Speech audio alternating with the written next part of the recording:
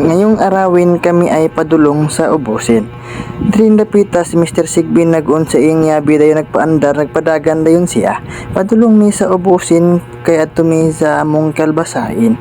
Pag-abot diri sa unahan ning liko si Mr. Sigbin hantod dayon naabot na diri sa tindahin. Pag-abot na mo diri sa tindahin si Mr. Sigbin nagkatakos na dayon og abunuhin. Duha na katakos iyang gikuha diha dili na niya bayranin. Pag-abot diha pag-anabot na mi sa kalbasain si Mr. Sigbin nagsuroy-suroy. Kay nangita siya og bungahin sa tunga sa kalbasain. Pag-abot na mo diri si Mr. Sigbin nakakitag bulak sa kalbasain og iyang gipabidyuhan sa ako Pag-abot diri na poy usa akong gibidyuhan kay ingon si Mr. Sigbin nga nindot kuno og kuhain. Parang tambukin ng among kalbasain nga grabing pagka dagkuin.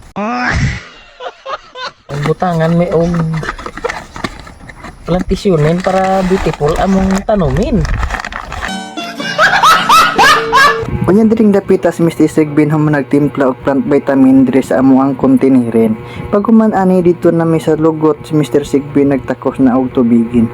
Paghuman og takos ni Mr. Sigbin diha dayon siya ning tangasin na sa babawin. Dayon nagsugod na siya diha og bustirin. Tanawa iyang gibuhat sa pagbuster iyara kanang gibubo diha sa punuan sa kalbasain. Paghuman diha sa usa ning balhin na pud siya dira sa usa ka kalbasain. Iyang gibubuin iyang gibinuangan og bubo giigo niya ang punuin. Pag-abot diri si Mr. Sigbin nagreklamo kay grabe na kuno kainit. Pag-abot diri iyang gidari-dali iyan ang gitamak-tamakan diha dayon nami nimpuli.